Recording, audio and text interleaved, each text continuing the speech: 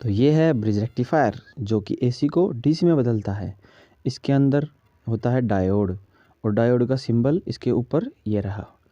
जैसा कि आप देख रहे हैं डायोड की एक तरफ ये सिल्वर पट्टी है और इसके सिंबल में ये सिल्वर पट्टी को ये लाइन दर्शाती है। तो आप इस पोजीशन को याद रखिएगा।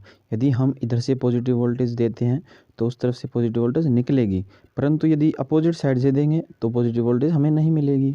तो इसी प्रक्रिया के अंतर्गत हम इसे नेगेटिव और इसे पॉजिटिव मान लेते हैं। तो आइए इसकी सहायता से हम एसी को डीसी में बदलते हैं। तो यह ट्रांसफार्मर की पहली यानी प्राइमरी वाइंडिंग, जहाँ पर हम 220 वोल्ट एसी देंगे, और यह है इसकी दूसरी यानी सेकेंडरी वाइंडिंग, जहाँ से हमें 12 वोल्ट एसी सप्लाई प्राप्त होगी। तो हमने डायोड को उचित क्रम में जोड़ दिया है। डायोड की पॉजिटिव साइड पी पर और नेगेटिव साइड क्यू पर जोड़ दी है, और ए और बी पर इसके विपरीत सिरे जुड़े हुए हैं जहाँ पर हम एसी सप्लाई देंगे। तो एसी सप्लाई में पोलैरिटी चेंज होती रहती है।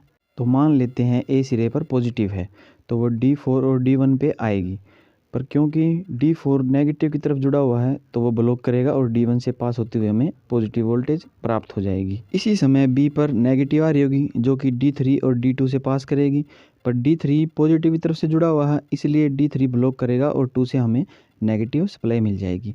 अगले ही पल पोलैरिटी चेंज होगी, बी पर हमें पॉजिटिव मिलेगी जो कि D3 और D2 से पास करेगी, पर D2 नेगेटिव से जुड़ा हुआ इसलिए ब्लॉक करेगा और 3 से पास करके हमें पॉजिटिव मिल जाएगी।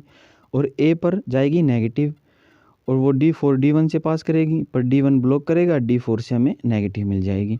तो इस प्रकार हमने बदलती हुई पोलैरिटी को फिक्स्ड पोलैरिटी पॉजिटिव और नेगेटिव पॉइंट पर प्राप्त कर लिया है। परंतु अभी भी इसमें एक समस्या बाकी है जो कि है डीसी का घटना और बढ़ना।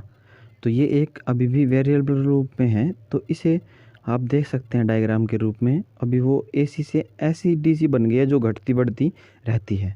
ये साइकिल कन्वर्ट हुई हैं इस रूप में, और ये बीच वाली साइकिल हमें बी पॉइंट से मिली है। तो ये अभी भी एक वेरिएबल रूप में हमें डीसी सप्लाई प्राप्त होती है। तो इसे दूर करने के लिए हम लेके आते हैं एक इलेक्ट्रोलाइटिक कैपेसिटर। ये अपने अंदर चार्ज स्टोर करता है और जब सर्किट में चार्ज की ज़रूरत होती है तो ये अपने अंदर से चार्ज को रिलीज कर देता है। तो हम इसे अपने सर्किट में लगा लेते हैं। तो जैसे ही इसे पॉजिटिव और नेगेटिव चार्ज मिलेंगे ये चार्ज हो जाएगा, और जैसे ही कमी आएगी ये डिस्चार्ज हो जाएगा। तो इसी प्रकार से साइकिल चलती रहेगी और हमें एक फिक्स्ड वोल्टेज के रूप में डीसी वोल्टेज कुछ इस प्रकार प्राप्त होगी। तो आई होप दोस्तों आपको बहुत अच्छी तरह से समझ में आया होगा।